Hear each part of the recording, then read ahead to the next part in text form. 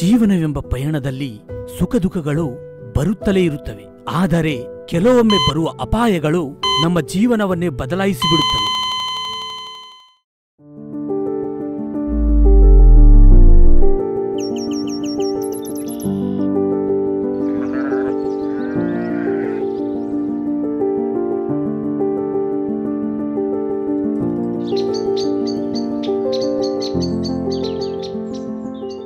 ಇಂದು ನಾವು ಹೇಳಲಿದ್ದೇವೆ ಒಬ್ಬ ಸಾಮಾನ್ಯ ಮಹಿಳೆ ಮಾರಮ್ಮ ಎಂಬಾಕೆಯ ಅಸಾಮಾನ್ಯ ಕಥೆಯನ್ನು.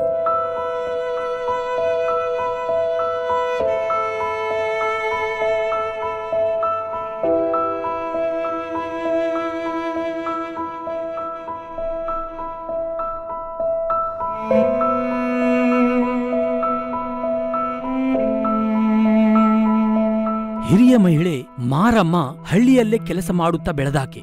6 ಜನರ ಮಕ್ಕಳ ತಾಯಿಯಾಗಿರುವ ಮಾರಮ್ಮ ತನ್ನ ಕುಟುಂಬದೊಂದಿಗೆ ಹಬ್ಬ ಹರಿದಿನಗಳನ್ನು ಆಚರಿಸುತ್ತಾ ಖುಷಿಯಿಂದ ಜೀವನ ಸಾಗಿಸುತ್ತಾ ಇದ್ದಳು. ಆದರೆ ತನ್ನ ಖುಷಿಯನ್ನು ಕಸಿಯುವ ದಿನವೊಂದು ಬರುತ್ತದೆ ಎಂದು ಮಾರಮ್ಮ ಕನಸಲ್ಲೂ ಯೋಚನೆ ಮಾಡಿರಲಿಲ್ಲ. ಹಲವು ವರ್ಷಗಳಿಂದ ತಂಬಾಕು ತಿನ್ನುವ ಚಟವಿದ್ದ ಆಕೆಗೆ ಅದೇ ದೊಡ್ಡ ಸಂಕಷ್ಟ ತಂದಿತು.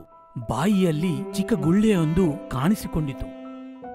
ನಮಸ್ಕಾರ, ನಮ್ಮ ಹೆಸರು ಚಂದ್ರಮ್ಮ, ನಮ್ಮಮ್ಮ ಹೆಸರು ಮಾರಮ್ಮ. ಇಲ್ಲಿ ನಮ್ಮ ಅಮ್ಮನಿಗೊಂದು ಗುಳ್ಳೆ ಥರ ಬಂದಿತ್ತು. ಆಮೇಲೆ ನಮಗೆ ಹೇಳಿದ್ರು ಫಸ್ಟು, ಇಲ್ಲಿ ಒಂದು ಸ್ವಲ್ಪ ಬಂದಿದೆ, ಇದನ್ನೇನನ್ನು ನೋಡಬೇಕು ಅಂತ. ಸಣ್ಣ ಕಲ್ಲು ದೊಡ್ಡ ಮಡಿಕೆ ಹೊಡೆಯುತ್ತದೆ ಎಂಬಂತೆ ಆ ಸಣ್ಣ ಗಾಯ ಮಾರಮ್ಮನ ಇಡೀ ಜೀವನವನ್ನೇ ಬದಲಾಯಿಸಲು ಸಿದ್ಧವಾಗುತ್ತಿತ್ತು. ಮಾರಮ್ಮ ಬಾಯಿಯ ಗಾಯಕ್ಕೆ ಹಳ್ಳಿಯ ಆಸ್ಪತ್ರೆಯಲ್ಲಿ ಚಿಕಿತ್ಸೆ ಪಡೆದರು. ಆ ಡಾಕ್ಟ್ರು ಹೋಗಿ ಇಂಜೆಕ್ಷನ್ ಹಾಕಿದ್ರು, ಮಾತ್ರೆ ಕೊಟ್ಟರು, ಬಂದೆ ಇಸ್ಕೊಂಡು. ಹಂಗೆ ಒಂದು 4-5 ದಿನ ಹೋದೆ, ಜಾಸ್ತಿ ಆಗೋಯ್ತು. ಆಮೇಲೆ ಆ ಡಾಕ್ಟ್ರು ನೋಡ್ಬಿಟ್ಟಿದ್ದು, ಅಲ್ಲಿ ಕೂರಲ್ಲಮ್ಮ, ಇದು ಬೇರೆ, ನೀನು ಆಸ್ಪತ್ರೆಗೆ ಬೇರೆ ಆಸ್ಪತ್ರೆಗೆ ಹೋಗು, ದೊಡ್ಡ ಆಸ್ಪತ್ರೆಗೆ ಅಂದ. ಸರಿ, ಇನ್ನು ನೋಡೋಣ ಅಂದ್ಬಿಟ್ಟು ಅಲ್ಲಿ ಡೆಗ್ನಿಕೋಟೆಗೆ ಒಂದು ಹಾಸ್ಪಿಟ್ಲ್ ಐತೆ ಅಂತ, ಅಲ್ಲಿ ಕರ್ಕೋದ್ರಂತೆ. ಅವರು ಇದೇನೋ ಕ್ಯಾನ್ಸರ್ ಇದ್ದಂಗಿದೆ, ಇದು ಬೇರೆ ಹತ್ರ ಟೆಸ್ಟಿಗೆ ಕೊಡಬೇಕು, ಬೇರೆ ಹತ್ರ ನೋಡಿಸ್ಬೇಕು ಅಂತ ಹೇಳಿದ್ರಂತೆ ಡೆಗ್ನಿಕೋಟೆಯಲ್ಲಿ. ತೋರ್ಸೋಕ್ಕೆ ಟ್ರೈ ಮಾಡಿದ್ರಿ, ಎಲ್ಲೆಲ್ಲೋ ತೋರಿಸಿದ್ರಿ, ಎಲ್ಲೂ ಮೇಲಾಗಿಲ್ಲ. ಆದರೆ ನಮ್ಮ ಮಾವರು ಮೊನ್ನೆ ತೀರೋದ್ರು. ಆದರೆ ನಮ್ಮ ಅಮ್ಮನಿಗೆ ಇಷ್ಟು ಬೇಗ ಹಿಂಗೆ ಆಯ್ತದೆ ಅಂತ ಗೊತ್ತಾಗಿಲ್ಲ, ದಿಢೀರಂತ ಹಿಂಗೆ ಆಗೋಯ್ತು. ಕಾಂಜಿಪುರಕ್ಕೆ ಹೋಗ ನಾನು ಅಷ್ಟೊತ್ಗೆ ಯಾರೋ ಒಬ್ಬರು ನಾಟಿ ಔಷಧಿ ಕೊಡ್ತಾರೆ, ಅದ್ರಾಗ ಬೆಣ್ಣೆ ಮಂತ್ರಿಸ್ಕೊಟ್ರೆ ಮೇಲಾಗುತ್ತೆ ಅಂತ ಹೇಳಿದ್ರು. ಅಲ್ಲಿ ಹೋಗವ್ರೆ ನಮ್ಮ ದೊಡ್ಡಣ್ಣ, ನಮ್ಮ ಎಣ್ಣೆಣ್ಣೆಲ್ಲ ಕರ್ಕೊಂಡು ಒಂದು ವಾರ ತಿರುಗಿದ್ರು. ಆಮೇಲೆ ಲಾಸ್ಟಲ್ಲಿ ಇಲ್ಲ, ಇದು ಮೇಲಾಗಲ್ಲ, ಇದು ಕ್ಯಾನ್ಸರ್ ಇದ್ದಂಗೆ ಇದೆ, ಇನ್ನೂ ಒಂದು ಬಂದೈತೆ, ಪಕ್ಕದಲ್ಲಿ ಒಂದು ಬಂದೈತೆ, ಇದು ನೀವು ಹಾಸ್ಪಿಟ್ಲಿಗೆ ಹೋಗಬೇಕು ಅಂತ ಹೇಳಿದ್ದಾರೆ. ಆದರೆ ಆ ಗಾಯ ಕ್ಯಾನ್ಸರ್ ಅನ್ನೋ ಭಯಾನಕ ವಿಚಾರ ತಿಳಿಯಿತು.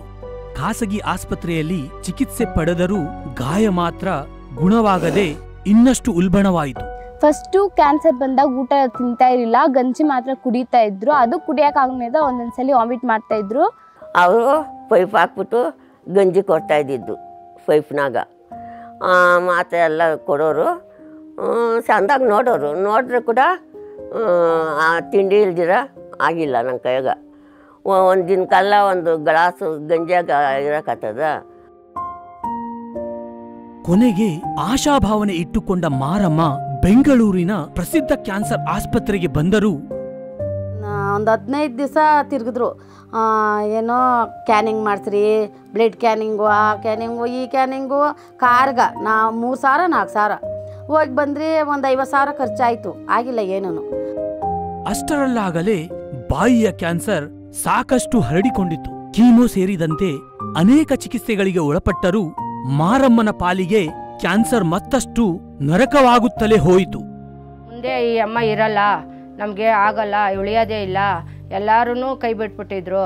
ಆದರೆ ಆಸ್ಪತ್ರೆಗೆ ಹೋದ ತಕ್ಷಣವೇ ಆ ಅಮ್ಮನಿಗೆ ಅಷ್ಟಪ್ಪ ಇರೋದು ಇದ್ದಕ್ಕಿದ್ದಂಗೆ ಜಾಸ್ತಿ ಆಗೋಗಿತ್ತು.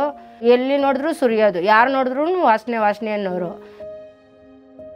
ಎಲ್ಲರೂ ಹೋಗ್ಬಿಡ್ತಾಳೆ, ಇರಲ್ಲ, 100ಕ್ಕೆ ಬರಲ್ಲ ಅಂತ ಕೂತಿದ್ರು. ಎಲ್ಲರಿಗೂ ಬಾಯಿ ಎಂಬುದು ಬಹಳ ಮುಖ್ಯವಾದ ಅಂಗ. ಅಂತಹ ಅಂಗದಲ್ಲೇ ಕ್ಯಾನ್ಸರ್ ಬಂದಿದ್ದು ಮಾರಮ್ಮನಿಗೆ ಅಕ್ಷರಶಃ ನರಕವನ್ನೇ ತೋರಿಸಿತ್ತು. ನಮ್ಮೂರಾಗ ಪೊಂಗಲ್ ಹಬ್ಬ ಮಾಡಕ ಬಂದು ಊರ್ಗೌಡ ಅವರು ಹಬ್ಬ ಡೇಟ್ ತಲ್ಲಿ ಮಾಡಿಬಿಟ್ರು. ಈ ಅಮ್ಮ ಉಳಿಯಲ್ಲ ಇನ್ನು ಅಂದ್ಬಿಟ್ಟು ನೋಡ್ಬಿಟ್ಟು ಡೇಟೇ ತಲ್ಲಿ ಮಾಡಿಬಿಟ್ರು. ಧೈರ್ಯವಿರುವನಿಗೆ ಲೋಕವೇ ಸಾಧ್ಯ ಎಂಬಂತೆ ಅಲೆದಾಡಿ ಬೇಸತ್ತ ಮಾರಮ್ಮ ಹಾಗೂ ಅವರ ಮಕ್ಕಳಿಗೆ ಪರಿಚಯಸ್ಥನೊಬ್ಬನ ಮೂಲಕ ಪುನರ್ಜನ್ ಆಯುರ್ವೇದ ಹಾಸ್ಪಿಟಲ್ಸ್ ಬಗ್ಗೆ ತಿಳಿಯಿತು. ಹಲವು ವಿಡಿಯೋಗಳನ್ನು ಕೂಡ ನೋಡಿ ಪುನರ್ಜನ್ ಆಯುರ್ವೇದ ಹಾಸ್ಪಿಟಲ್ ಬಗ್ಗೆ ತಿಳಿದುಕೊಂಡರು.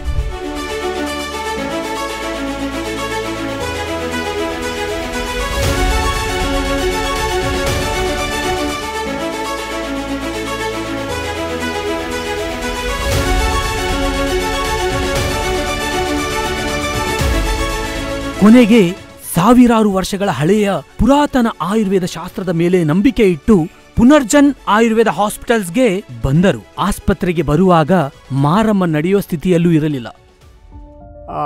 ನಿಮ್ಮ ಹಾಸ್ಪಿಟ್ಲಿಗೆ ಬಂದಾಗ ಮೆಟ್ಲು ಎತ್ತಕ್ಕೆ ಆಗಿಲ್ಲ. ಆಮೇಲೆ ನಾವು ಹಿಡ್ಕೊಂಡು ಆ ಕಡೆ ಈ ಕಡೆ ಇಬ್ಬರು ಹಿಡ್ಕೊಂಡು ಮ್ಯಾಕೆ ಎತ್ತಿ ಬಂದ್ರಿ. ಡಾಕ್ಟ್ರನ್ನ ನೋಡಿದ್ರಿ. ಅವರು ಸರಿ ನಮ್ಮ ಮೇಲೆ ಮಾಡ್ತೀರಿ, ಮೇಲೆ ಆಗ್ತಿದೆ ಅಂತ ಹೇಳಿದ್ರು. ಎಲ್ಲ ಬಾಯಿ ಬಿಟ್ಬಿಟ್ಟು ತೂತು ಆಗೋಗಿತ್ತು, 2 ಹೋಲ್ ಆಗೋಗಿತ್ತು. ಆ ಹೋಲ್ನ ನಾವು ಏನಪ್ಪ ಮಾಡೋದು, ಎಲ್ಲೇ ಹೋದ್ರೂ ಆಪ್ರೇಷನ್ ಮಾಡು ಅಂತಾರೆ. ಆಪ್ರೇಷನ್ ತಡ್ಕೊಳ್ಳೋಷ್ಟು ವಯಸ್ಸು ಇಲ್ಲ, ತಡ್ಕೊಳ್ಳೋಕ್ಕೆ ಶಕ್ತಿ ಕೂಡ ಇಲ್ಲ. ಆದ್ದರಿಂದ ನಾವು ಅದನ್ನ ಆಗಲ್ಲ ಅಂದಿದ್ಕೆ ಅವರು ಅದನ್ನ ಮಾತ್ರೆಯಿಂದನೇ ಕರಗಿಸಿ ಮುಚ್ಚೋಗೈತೆ. ಮಾರಮ್ಮ ಸುಮಾರು 3 ತಿಂಗಳುಗಳ ಕಾಲ ಆಯುರ್ವೇದ ಔಷಧಿಗಳನ್ನು ಸೇವಿಸುತ್ತಾ ಬಂದರು. ಆಕೆಯ ಬಾಯಲ್ಲಿದ್ದ ಗಾಯ ಒಡಗುತ್ತಾ ಬಂತು. ತಿನ್ನಲು ಸಾಧ್ಯವಾಗದೆ ಬಳಲುತ್ತಿದ್ದುವರು ಸುಧಾರಿಸುತ್ತಾ ಬಂದರು. ನೋಡುತ್ತಿದ್ದಂತೆ ಮಾರಮ್ಮನ ಬಾಯಲ್ಲಿದ್ದ ಗಾಯ ಪೂರ್ತಿ ಗುಣವಾಯಿತು. ಪುನರ್ಜನ್ ಆಯುರ್ವೇದ ಹಾಸ್ಪಿಟಲ್ಸ್ನ ಔಷಧಿಗಳು ಮಾರಮ್ಮನ ದೇಹದಲ್ಲಿ ಪರಿಣಾಮಕಾರಿಯಾಗಿ ಕೆಲಸ ಮಾಡಿದ್ದವು. 2 ಟೈಮ್ ಕೊಡೋ ಪಟ್ಕ ಅದು ಸೋರ್ತಾಯಿತ್ತು. ಒಂದು 3 ಸತಿಗೆ ನಿಂತೋಯ್ತು. ಆಮೇಲೆ ಚೆನ್ನಾಗಿ ಆಗೋದ್ರು. ಆಮೇಲೆ ಸ್ವಲ್ಪ ಮುದ್ದೆ ತಿನ್ನೋರು ಅದೆಲ್ಲ ಆಯಿತು. ಹೆಂಗೋ ನಿಮ್ಮ ಆಸ್ಪತ್ರೆಗೆ ಬಂದಿದ್ದಕ್ಕೆ ಅಷ್ಟು ಮೇಲು. ಹಿಂಗೆ ಮಾತಾಡ್ತೀನಿ, ಹಿಂಗೆ ಕೂತಿದ್ದೀನಿ, ಓಡಾಡ್ತೀನಿ. ನಾನು ಊರಿಗೆ ಹೋಗ್ತೀನಿ ಚೆಂದಾಗಿ ಅಂತ ನಂಬಿಕೆ ಇರಲಿಲ್ಲ. ಯಾರೋ ಮಾರ ನಿಮ್ಮ ಆಸ್ಪತ್ರೆ ಹೇಳಿ ಅಷ್ಟು ಇವಾಗ ನಂಬಿಕೆ ಬಂತು. ಛಲವೊಂದಿದ್ದರೆ ಏನು ಬೇಕಾದರೂ ಸಾಧನೆ ಮಾಡಬಹುದು ಎಂಬುದಕ್ಕೆ ಮಾರಮ್ಮನೇ ಉದಾಹರಣೆ. ತಾನಿನ್ನು ಬದುಕುವುದಿಲ್ಲ ಎಂದುಕೊಂಡ ಮಾರಮ್ಮ ಈಗ 5 ತಿಂಗಳಿನಿಂದ ನೆಮ್ಮದಿಯ ಜೀವನ ಮಾಡುತ್ತಿದ್ದಾರೆ. ತಮ್ಮ ತಾಯಿ ಬದುಕುಳಿದಿದ್ದಾರೆಂದು ಪುನರ್ಜನ್ ಆಯುರ್ವೇದ ಹಾಸ್ಪಿಟಲ್ಸ್ಗೆ ಧನ್ಯವಾದ ಹೇಳುತ್ತಿದ್ದಾರೆ. ನಮಸ್ಕಾರ ಡಾಕ್ಟರ್, ನಿಮ್ಗಲ್ಲ ಆಸ್ಪತ್ರೆಗೆ ಬಂದಿದ್ದ ಮೇಲೆ ಆಯಿತು.